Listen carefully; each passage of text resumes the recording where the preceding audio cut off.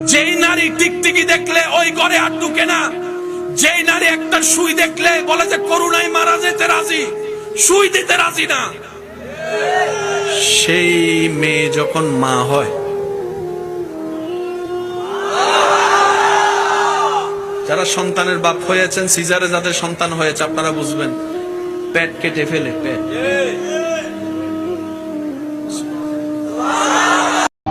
একটা কন্যা যখন আসে পৃথিবীতে, ইসলাম বলে ওই ঘরটা বরকতময়।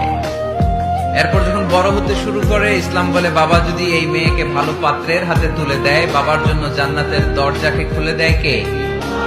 তারপর সে যখন কারো বধূ হয়ে কারো ঘরে যায়, ইসলাম বলে খয়রুকুম খয়রুকুম লি আহলিহি, তোমাদের মধ্যে ওই ব্যক্তি আল্লাহর কাছে সেরা যে তার স্ত্রীর কাছে সেরা।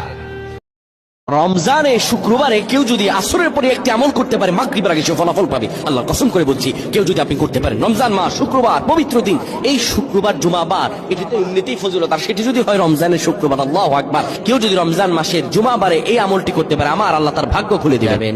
আসরের নামাজের পরে কথা না বলে আপনি এই দুরূদটি 80 বার পড়বেন। আল্লাহুম্মা সাল্লি আলা সাইয়্যিদিনা মুহাম্মাদানিন নাবিয়্যিল উম্মি ওয়া আলা আলিহি ওয়া সাল্লিম তাসলিমা। যে ঠকে সে বোকা নয়, সে নিরুপায়। আর যে ঠকায় সে চালাক নয়, সে বেঈমান। যে বিশ্বাসের মান রাখে না, সে মানুষ নয়। কাউকে ঠকিয়ে নিজেকে বুদ্ধিমান ভেবো না, সময়ের ব্যবধানে তুমিও একদিন ঠকে যাবে। যে অন্যের খুশি ছিনিয়ে নেয়, তার সুখের মেয়াদ বেশি দিন হয় না। সময়টা তাকেই দিও যে সময়ের মূল্য বোঝে, আর সম্পর্ক তার সাথেই রেখো যে তোমার গুরুত্ব বোঝে। ভিডিওটি ভালো লাগলে শেয়ার করে দিন। ভ্যান চালায় খাবেন, রিক্সা চালায় খাবেন, কৃষিকাজ করে খাবেন, ব্যবসা করে খাবেন, ছোট্ট একটা মুদির দোকান করে খাবেন, যদি কিচ্ছু করতে না পারেন রাস্তায় মুচিগিরি করে হলে খাবেন, সেলুনে বারবার হয়ে খাবেন, তারপরে সুদের দিকে যাবেন ইনশাআল্লাহ।